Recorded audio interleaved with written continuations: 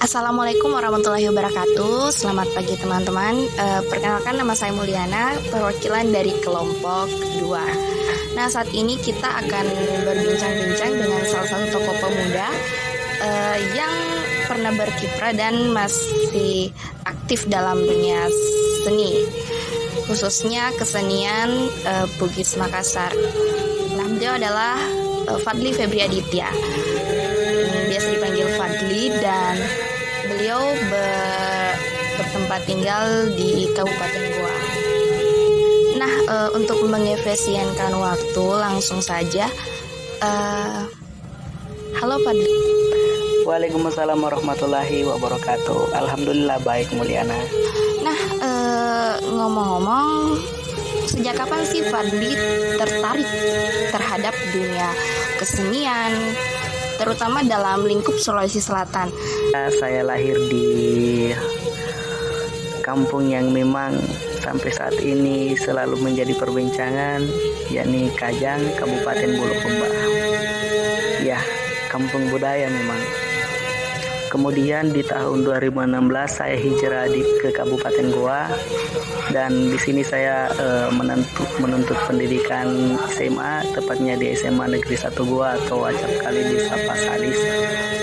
Lalu saya juga sempat kuliah di sastra daerah.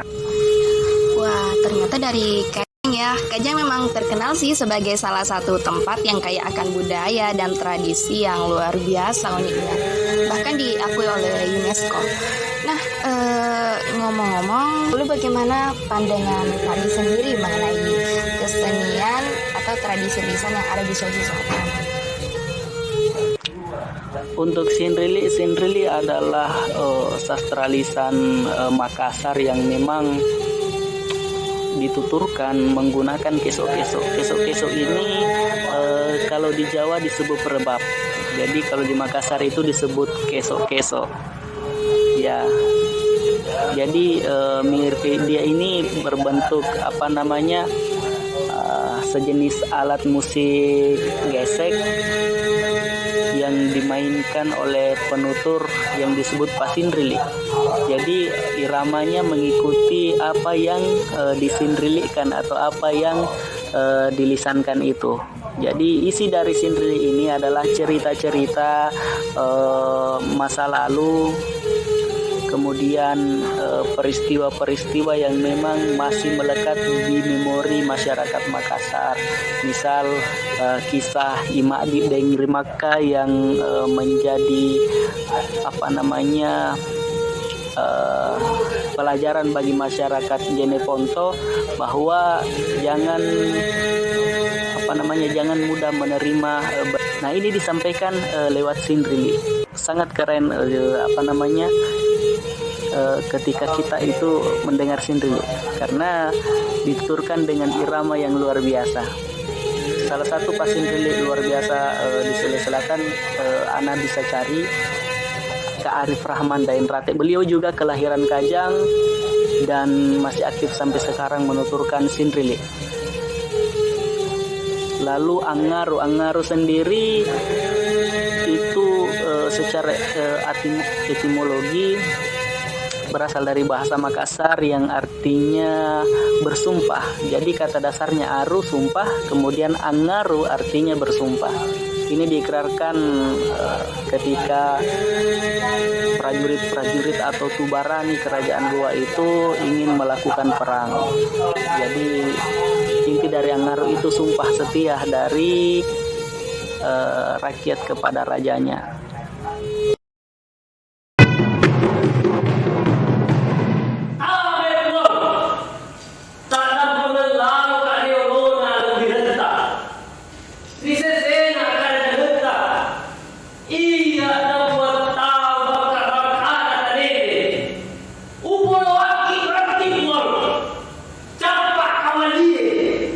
Nih, gini gimana nih, Bor? Nama pesantrennya ada mungkin.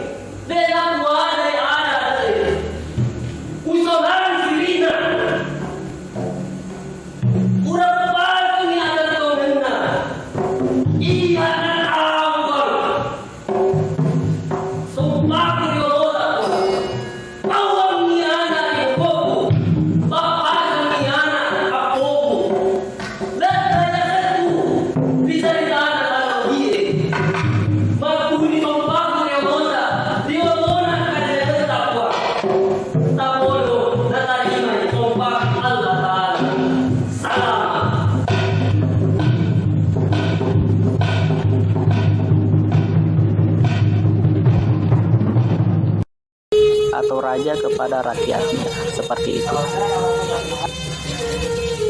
Oh ya, selain Angaru dan Sindrili, Fadli dengar-dengar juga pernah terlibat di salah satu seni pertunjukan bernama Royong.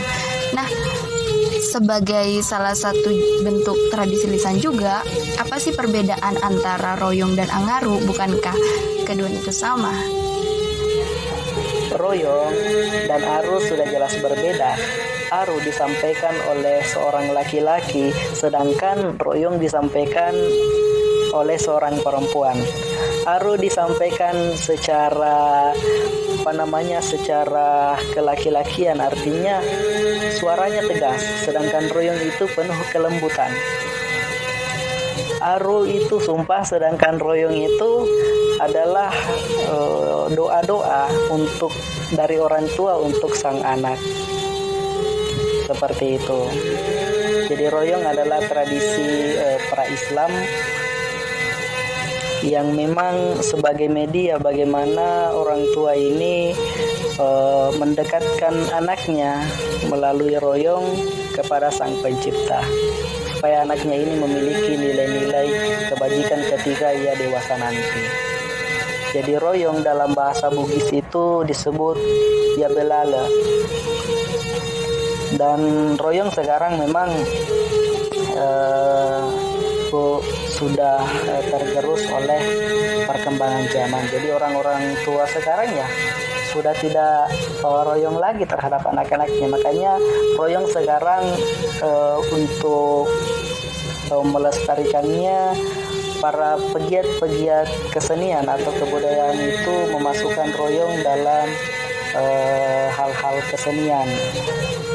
Jadi seperti tradisi tradisi acara Kalompoang. Acara Kalompoang itu pencucian benda-benda pusaka kerajaan. Itu biasanya kita adakan Royong di situ. Atau tampilan-tampilan kebudayaan ketika kita melaksanakan event kebudayaan atau pentas-pentas kesenian. Nah, Fadli, selanjutnya selain kesenian dan tradisi lisan yang tadi disebutkan itu, Fadli ternyata juga aktif dalam seni pertunjukan, ya seperti tari Pak Bite Pasapu dan si Tobok Laleng Lipa, atau di Bugis di sini dikenal sebagai pertunjukan si Gajah Lala Lipa. Nah, menurut Fadli sendiri, apa sih makna tersirat yang terkandung dalam dua seni pertunjukan itu? Ya, Pak Bite Pasapu dan si Tobok Laleng Lipa atau si Gajeng Laleng Lipa dalam bahasa Bugis adalah dua kebudayaan yang memang sangat menonjolkan kelaki-lakian orang Makassar maupun orang Bugis. Jadi dua kebudayaan ini sangat terlihat bagaimana bentuk kelaki-lakiannya orang Bugis maupun orang Makassar. Contohnya Pak Bite Pasapu. Pak Bite Pasapu secara bahasa Pak Bite artinya itu menyabung, dan Pasapu itu adalah ikat kepala orang Makassar. Seperti yang digunakan Sultan Hasanuddin itu Pasapu atau Patonro. Yang digunakan orang Kajang Pasapu atau Patonro. Nah, itu disabung, diibaratkan sebagai ayam. Jadi nilai yang terkandung dalam Pak Bite Pasapu itu ya pasang Rikajang mengatakan dilarang berjudi, dilarang sabung ayam karena hasilnya akan negatif. Di dalam Pak Bite Pasapu juga ada kecurangan, ada unsur kecurangan di situ. Ada yang kalah ayamnya atau ada yang jatuh pasapunya. Di situ diibaratkan bahwa dia kalah dalam sabung ayam. Kemudian karena dia tidak terima, makanya terjadilah pertikaian. Jadi esensi dari kecurangan ialah kegagalan. Dari situ kita belajar dari Pak Bite Pasapu. Ya, esensi dari kecurangan adalah kegagalan. Yang satu ini kan curang. Kan dalam Pak Bite Pasapu ada dua pemain inti.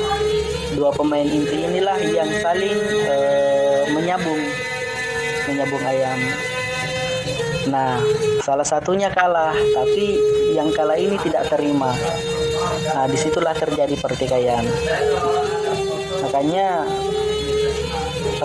isi tersirat ya, hal-hal yang dilakukan dengan kecurangan ialah kegagalan. Kemudian orang Kajang juga mengisyaratkan bahwa sabung ayam itu atau berjudi itu tidak baik.